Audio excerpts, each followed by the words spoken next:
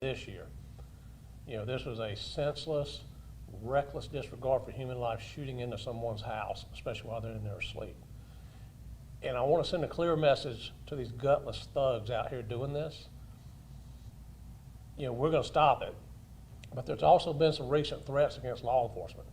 So I want to strongly say to you, if you point a gun at law enforcement, especially Mobile County Sheriff's deputies, it will probably be the last stupid decision you make in your life. So, and I want that message loud and clear, but we're going to put an end to it. I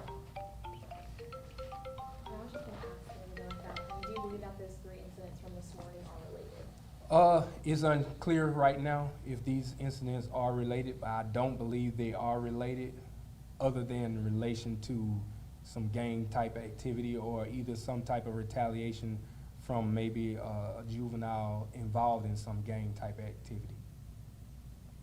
At the time, we don't know who these people are, correct? We don't, and again, our crime scene works, every scene with Prichard Police Department, and we're collecting evidence and assisting them with interviews. We hope that we will get some, actionable intelligence on this, and we're gonna go after them hard and heavy and do our best to incarcerate them for the rest of their life. Because, it's inexcusable for somebody to shoot into somebody's house, while they're in their sleep. It's stupid just to shoot the way they've been shooting anyway, but it's, I think we've talked enough where it's clear that it's gang activity and it's young people. One thing that I was briefed on by Lieutenant Martin is they believe the third shooting involved a Glock switch just by the sound of the rapid gunfire. That's another battle that we're dealing with on the street. So, obviously, we encourage anyone who has any information, contact Prichard Police Department or Mobile County Sheriff's Office. And, you can remain anonymous, but we would like the information. As for the third shooting where the woman unfortunately lost her life, do you know if her or her husband was the intended target of that shooting, or do you believe that that person was around at all? No, we don't believe that. We don't believe that any of these people that sustained injuries or were shot at this morning, we don't believe any of them to be the intended targets.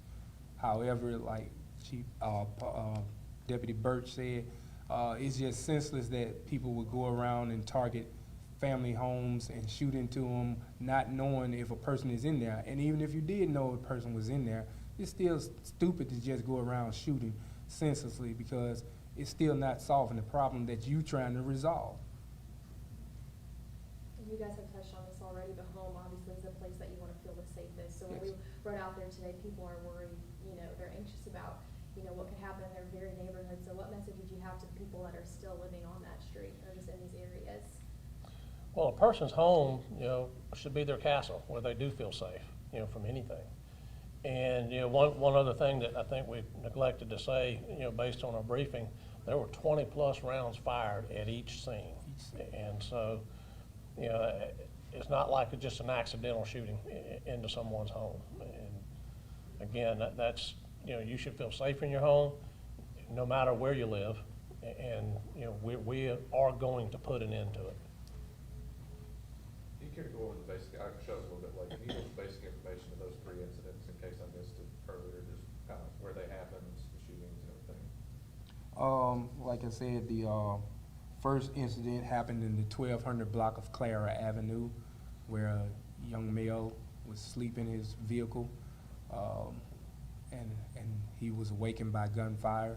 The second one happened in the 600 block of Mount Sinai, where a young woman was there with her family and kids and was awakened by rapid gunfire, and she had to get on the floor. Now she's leaving the home because she's afraid that people may come back and try and retaliate for whatever reason it may be.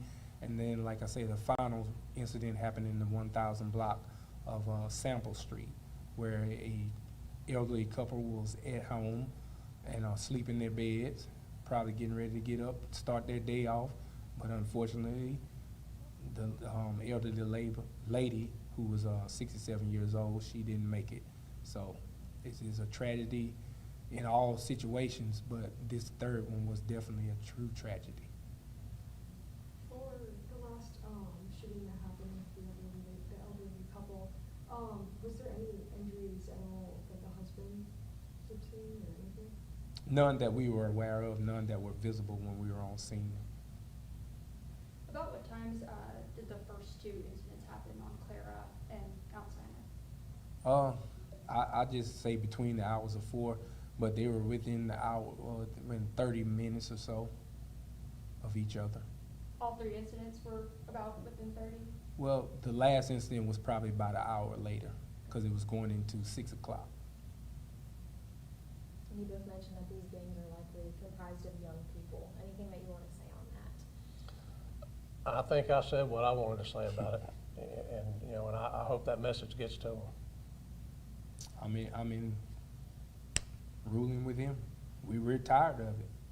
It's just senseless young kids going around getting easy access to guns, switches, and all this type of stuff. And we just had an incident a couple weeks back where 2 young kids were killed right up here at 200 Mare Street, and then maybe 3 hours later, another kid was gunned down, and it just continues to go on.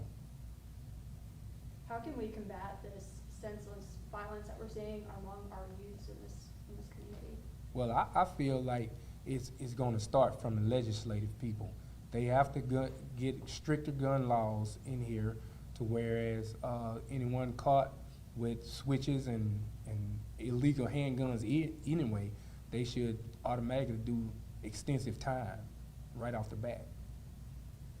Is there gonna be more police patrol around these areas now, or are there already at the moment? We have been partnering with Prichard, and, you know, we're in here most of last week. You know, we had an operation Monday and yesterday where we were conducting federal roundups. So we will get right back on it, you know, if not this afternoon, tomorrow. And they will be sustained. They're not just show up for a couple of days and, you know, we are going to help clean up the streets. How important is it for people to come forward, even if they're reluctant or hesitant to? You know, it's extremely important from the sense that, you know, I know a lot of times they may be fearful of retaliation. However, if we don't get the people off the street, then it will continue to happen. And you know, I'll say again, information can be given anonymously. And you know, we follow up on each and every tip. And you know, some of the recent homicides and shootings, you know, as soon as we get something or Prichard gets something, we share information and you know, put a plan together. But it's extremely important. If we don't know the information, we can't move on it. Anything else we didn't cover that maybe y'all wanted to touch on? No. Thank y'all for coming up. Thank you all. Thank you.